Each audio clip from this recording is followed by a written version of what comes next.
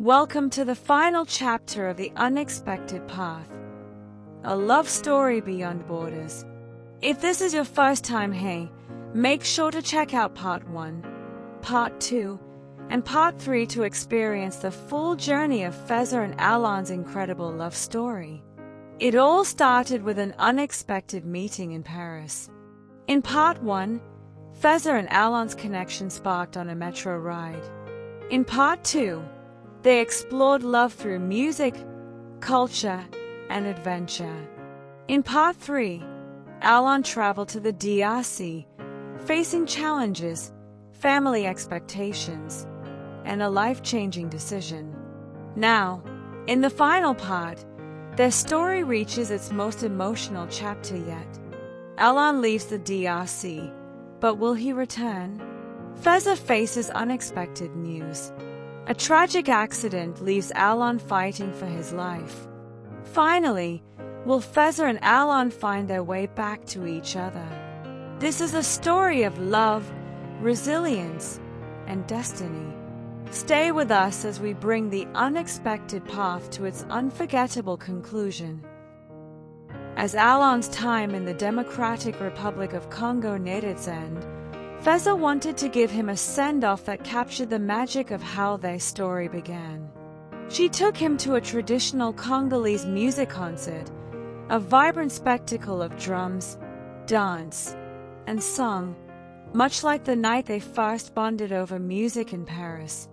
The rhythm, the energy, and the connection between them felt stronger than ever. As they danced under the open sky, Feza couldn't shake the bittersweet feeling that this might be their last time together. A few days before his departure, Feza introduced Alain to her best friend, Olga. Strong-willed and fiercely protective of Feza, Olga wasted no time grilling Alain with questions. "I hope you know what you're getting into," she said bluntly. "Feza isn't just anyone. If you hurt her, I will find you. And believe me, I know Paris better than you do." Alain chuckled. "I believe you." Olga smirked but softened. "I admire what you're doing. In a way, I see some of myself in you." She went on to share her own journey, how she had spent most of her life in Paris before her parents moved back to Congo.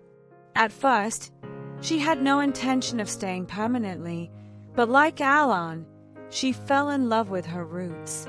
She had since founded a charity that helps young girls abandoned by their families, inspired by the documentary Shega, which depicts the plight of street children in Kinshasa. "You're searching for something, Alain. Just be sure it's here," she advised. At Njili International Airport, Feza held onto Alain's hand as long as she could. Neither of them wanted to say goodbye. "What if you don't come back?" she whispered.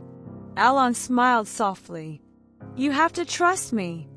She nodded, but as she watched him disappear through security, she felt an overwhelming sadness. A voice inside her whispered her biggest fear. What if he never returns? What if I was just another chapter in his adventure? Olga placed a reassuring hand on her shoulder. "Come on, let's go." On the flight back to Paris, Alain couldn't shake the feeling that his future was no longer in France. The moment he landed, he called his best friend, Eric.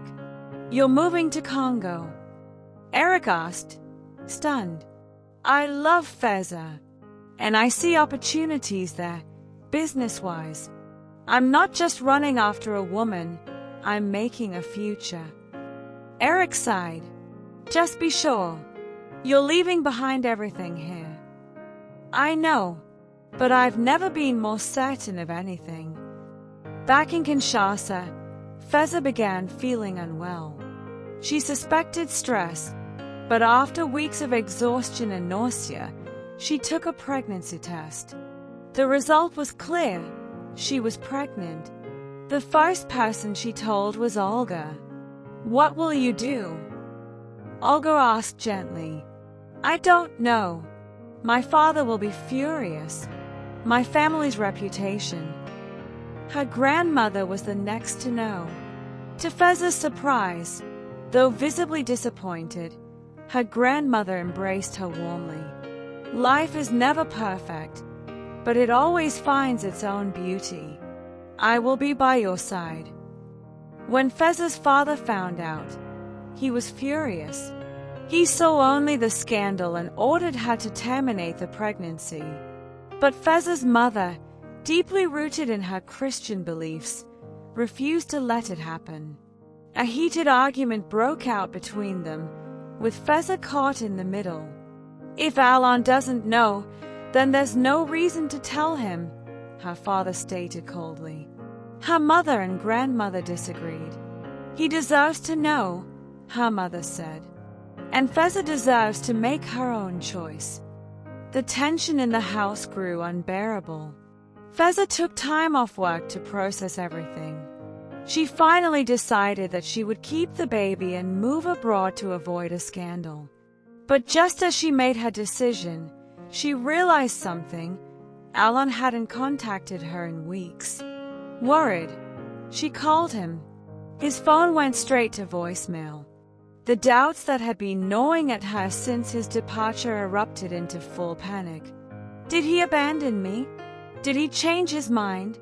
Was I just a beautiful memory he wanted to leave behind? The fear consumed her. Maybe my father was right. What Feza didn't know was that Alain had been in a terrible accident. He had spent days in a coma and had been in intensive care for 3 months. His family, who had been dealing with a crisis, had no way of reaching Feza. When they finally reconnected, Feza broke the news. He was going to be a father. Alain, still recovering, was overjoyed. I will do whatever it takes to be with you, he promised. His family, however, was hesitant. They worried about his health in Congo and whether he was rushing into a life-altering decision. But Alain was firm. His future was with Feza and their child. Before the wedding, their families met. As they exchanged introductions, someone from Alain's family furrowed their brow at Feza's father's name. Alain's mother leaned toward her husband. I told you, that name sounded familiar. Her husband, deep in thought, shook his head. I wasn't paying attention. But now, could it really be him? As Feza's father walked forward, Alain's father suddenly froze. Then, recognition dawned in both their eyes. It's you, Alain's father whispered. You're the man who saved my life, Feza's father said, stepping closer. In an instant, they saluted each other, then embraced like long-lost brothers. Feza's father, overcome with emotion, turned to the family, his skepticism gone. This wedding, he announced, grinning. We must fix a date immediately. Feza's mother, watching the reunion, smiled through tears. I remember the stories. He always spoke of the man who saved his life. And now, here we are. Wanting a private yet grand wedding, they settled on a lavish but intimate beach ceremony in Gambia. It was a perfect compromise, a celebration of love, culture, and new beginnings. Surrounded by their closest friends and family, they exchanged vows with the ocean waves as their backdrop. As they danced under the Gambian sky, the journey that had started in a Paris metro had led them to something neither of them could have predicted, a love that defied borders, challenges, and expectations. Months later, they settled in the DRC. Alain launched a security logistics business focused on safe transport for foreign investors and aid workers, using his military experience to create something meaningful. Feza continued her work in education, eventually expanding the school to offer scholarships for underprivileged girls, inspired by Olga's charity. As they watched the sunset from their new home, With their child in their arms, Feza whispered, "Life really does come full circle." Alain kissed her forehead, and this is just the beginning. From a simple metro ride in Paris to a love story that defied continents, Feza and Alain have proven that true love knows no borders. Through challenges, heartbreak, and unexpected twists, they found their way back to each other. But this isn't just the end of their story, it's the beginning of a new life together. What do you think of their journey?